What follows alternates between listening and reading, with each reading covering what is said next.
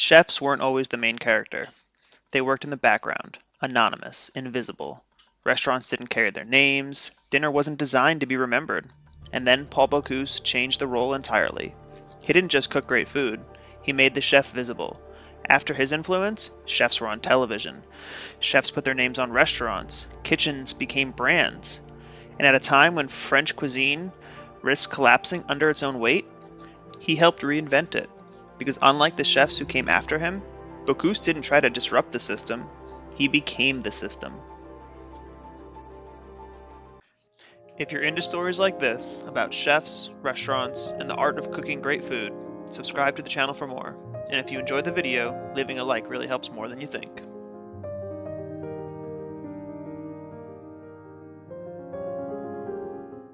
A lot of chefs are remembered for a dish. Some are remembered for a restaurant. Paul Bocuse is remembered for an entire era, because the way fine dining looks today, lighter sauces, seasonal ingredients, chef-driven restaurants, that's the world after Bocuse, not before it. This is the legacy of Paul Bocuse.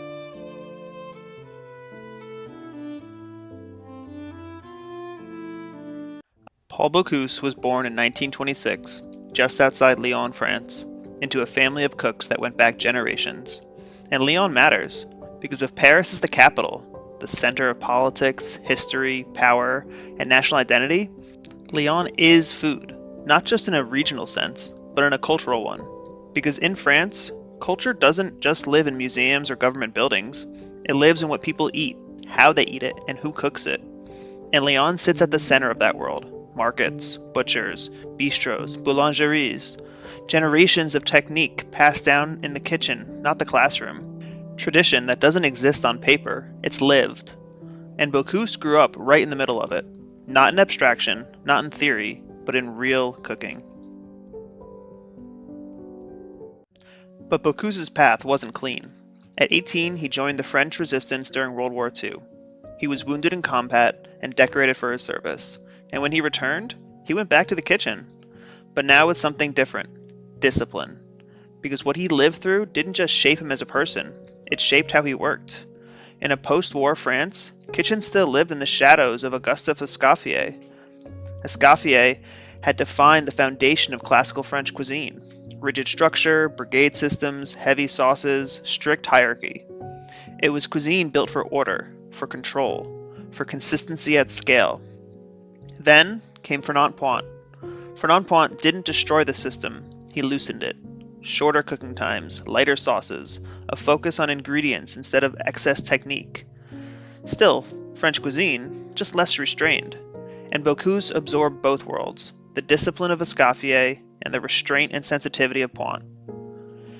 And what made Bocuse different is what he did with it next, because he didn't stay inside that evolution. He projected it outward, turning French cuisine from something internal and rigid into something more visible, cultural, and global. And what he helped unlock wasn't just a style of cooking, it was a new visibility for the chef himself. Not immediately, not all at once, but over time, the role of the chef started shifting outward. Not just cooking systems anymore, but identities. And that shift didn't happen in isolation. It came through Bocuse, taking what French cuisine already was and turning it into what the world now thought it was.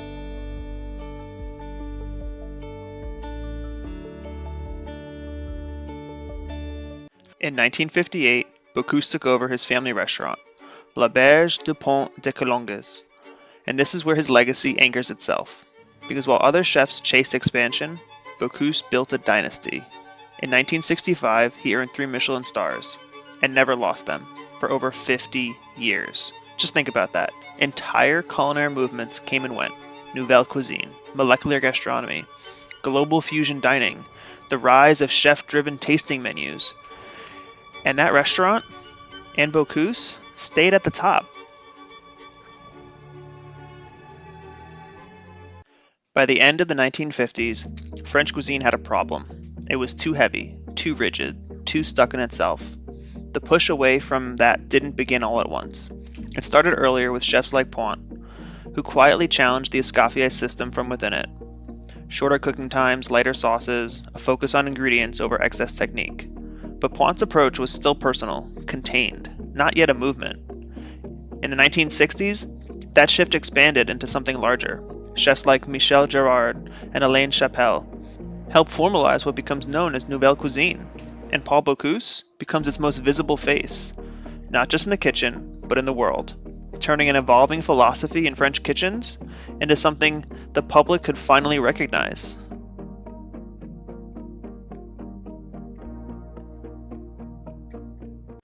And unlike chefs who constantly feel the need to reinvent, Bocuse became known for perfecting dishes like soupe au truffle noir, which he created for the French president, a dish that became legend, not because it was minimal, but because every detail was controlled.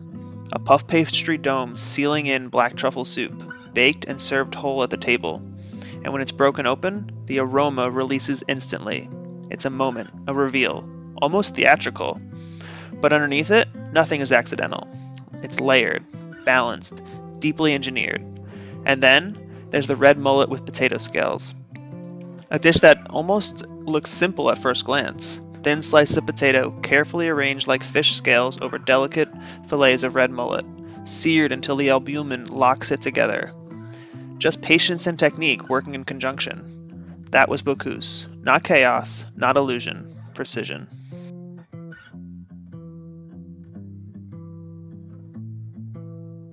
But this is where Bocuse really changes everything.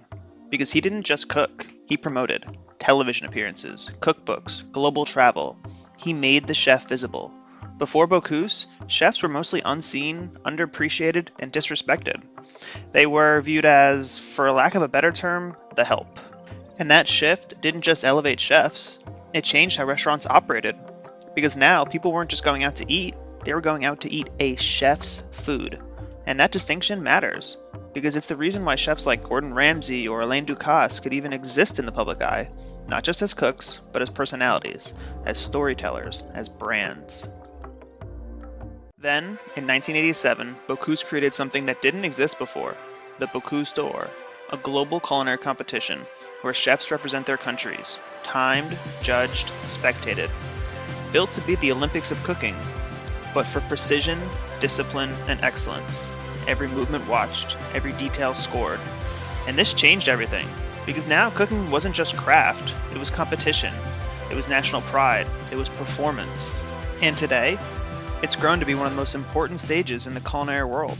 Countries spend years building teams for it, months practicing, refining, adjusting every detail. Entire organizations exist just to support the effort. Coaching staffs are assembled from the best chefs each country has to offer. Technical directors, mentors, former competitors, all working towards a single service window on a single stage.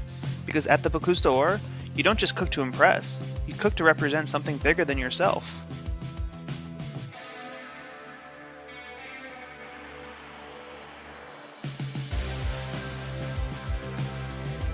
But like any great chef who becomes this iconic, Bocuse didn't exist without criticism. Some argued that as Nouvelle Cuisine evolved, it became too expensive, too minimal, too disconnected from everyday diners.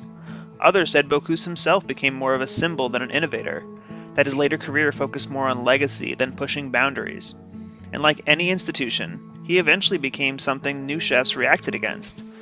But that's what happens when you define an era. You don't just inspire the next generation, you give them something to rebel against.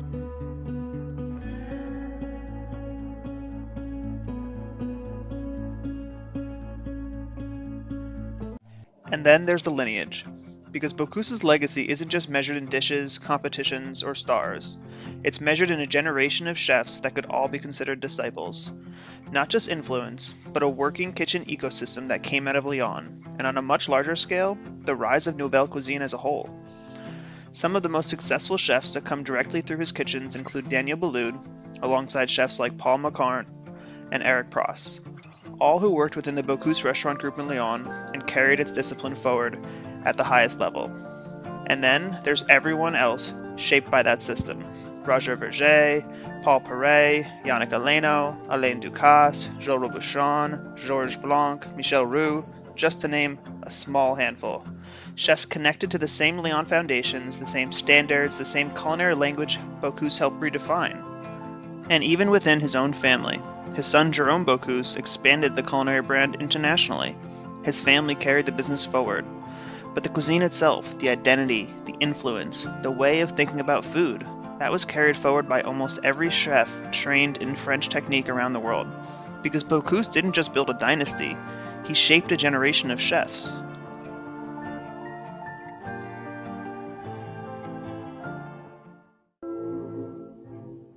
Chef Paul Bocuse is really the chef who, for half a century, has really transformed the chef in the kitchen into chef entrepreneur.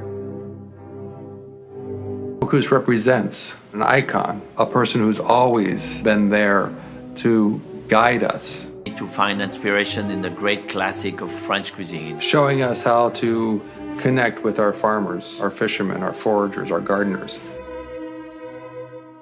Through many generations of chefs, he made sure to encourage them to travel, to cultivate diversity through the foundation of French cuisine.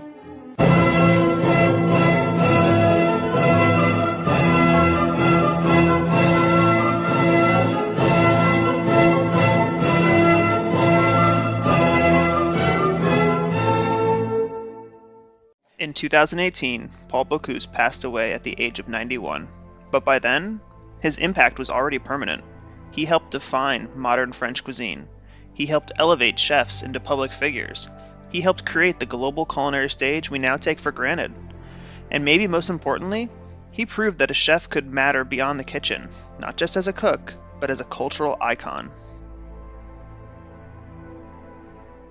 Paul Bocuse didn't reinvent cooking. He redefined the role of the chef. He took something that was once hidden in the back of a kitchen and placed it at the center of culture. And once that changed, everything else followed.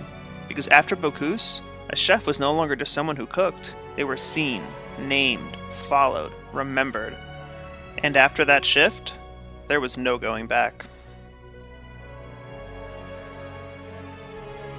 But what came next wasn't just a new generation of chefs. It was a new way of thinking about food itself, where cooking stopped being only about mastery and started becoming about meaning. And that's where Massimo Bottura enters the story.